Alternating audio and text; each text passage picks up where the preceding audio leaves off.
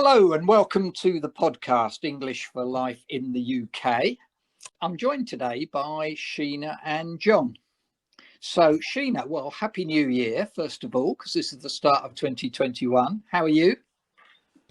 Fine, thank you. Happy New Year to you and everyone else. Yes, a good start to the year with lots of snow today as well. So that's quite wintry and exciting.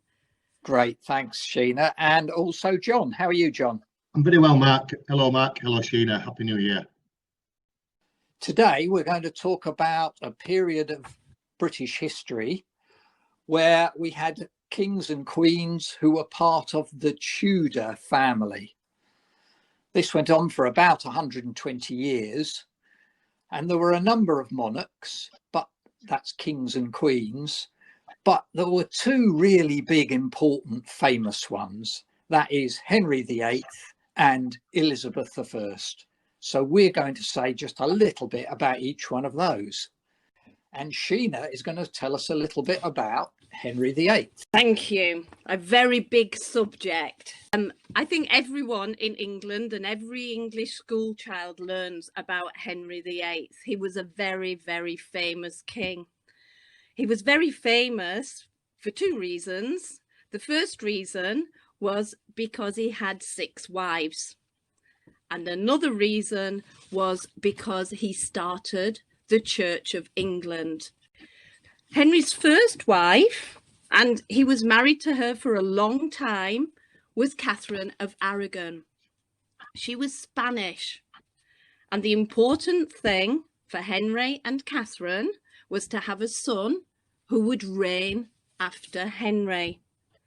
But sadly, Catherine had several problems with having a child. Several of the children were dead when they were born. One child, they were very happy because one child who they named Henry was born healthy and then very sadly died 7 weeks later. So the only child they had successfully together was Mary. But Henry still wanted a son. Catherine was getting older and was unable to have the son that Henry wanted. So Henry wanted to end the marriage to Catherine. And to do that, he needed to have the permission of the Pope, the Catholic Pope. At this time, England was a Catholic country. The Pope would not give Henry a divorce from his wife.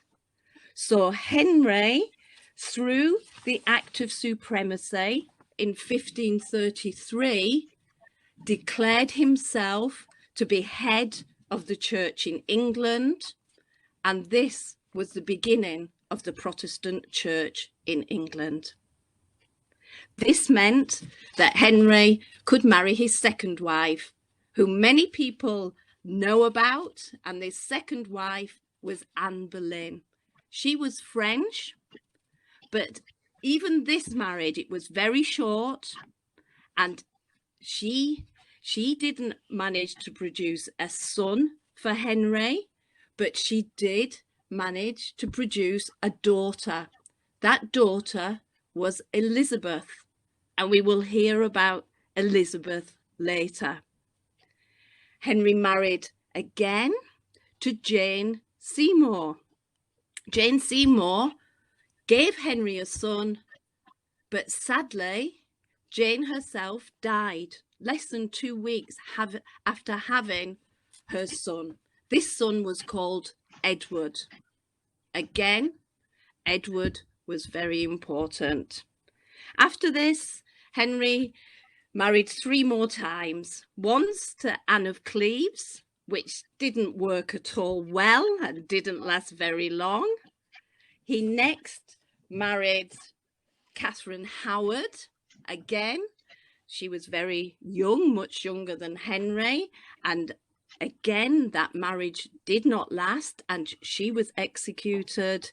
And finally, his last wife, Catherine Parr, was still alive when Henry died, so she outlived Henry. They had no children, but she actually managed to get Henry to be reconciled, so to have a good relationship again with his two daughters, Elizabeth and Mary. Thank you, Sheena, for summarising that very colourful period of English history with Henry VIII and his 6 wives and the breaking away from the Catholic Church in Rome in what is often called the Reformation. So after Henry died, there were his 3 children. Edward became king, but only for 6 years before dying young at the age of 15.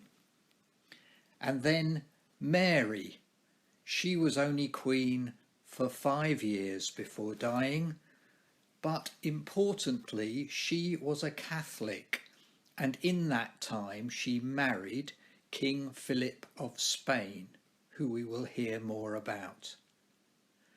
Finally then, Elizabeth becomes queen.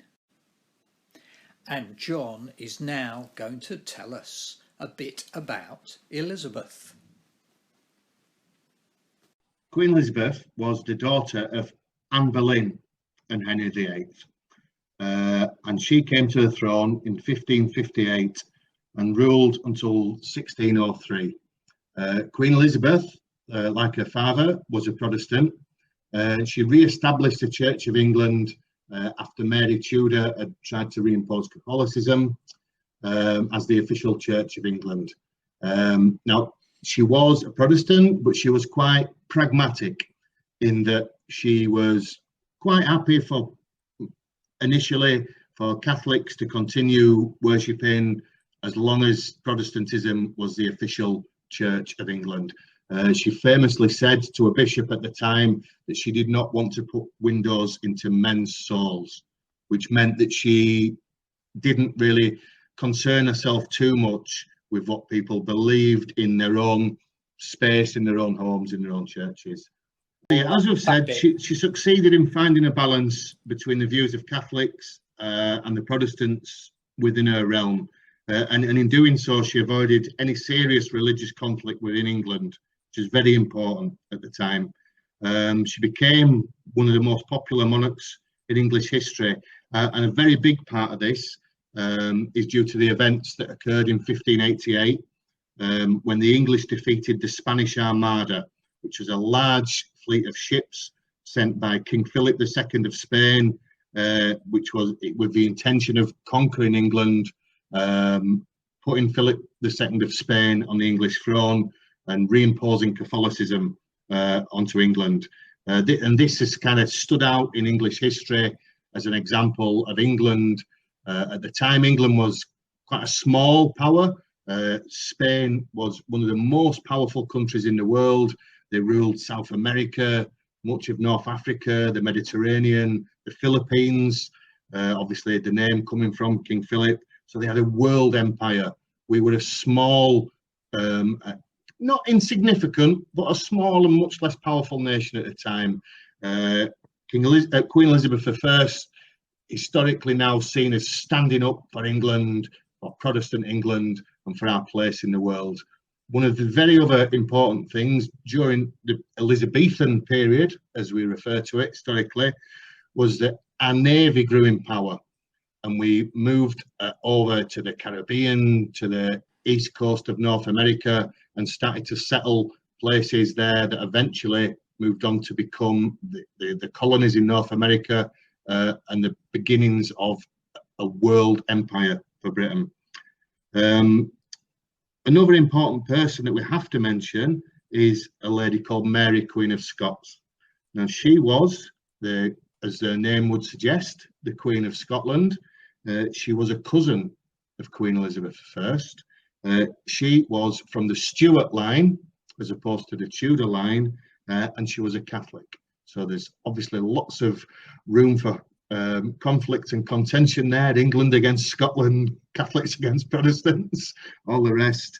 Now, Mary Queen of Scots had a pretty bad time. Her husband was murdered. She was blamed for the murder. She called on Elizabeth I to give her support. Eventually, she fled to England. She was kind of either under the protection, but also the imprisonment. She was imprisoned by Queen Elizabeth I, who was worried that being a Catholic, Mary Queen of Scots was a threat to her throne. Now, eventually, in 1587, some of Queen Elizabeth's agents discovered that Mary Queen of Scots was actually plotting to murder Queen Elizabeth with a group of Catholics and take her throne herself. So she was executed by Queen Elizabeth. This was in 1587, the year before the Spanish Armada, that seen as one of the reasons for the Spanish Armada coming to attack England.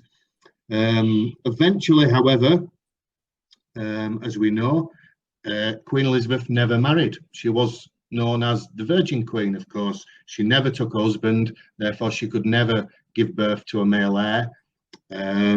Mary Queen of Scots had married a man called Lord Darnley, and she gave birth to a son who, during Mary Queen of Scots' imprisonment, became James VI, the King of Scotland.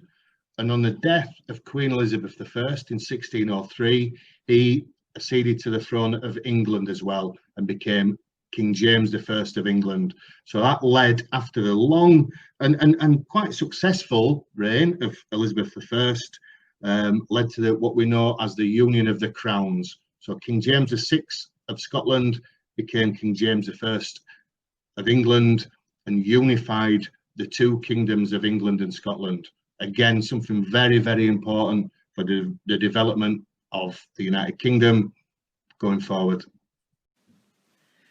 Thank you, John, for summarising a long and complicated part of British history, the Elizabethan period. And one thing we should add is that this was also a time when science and the arts flourished in England.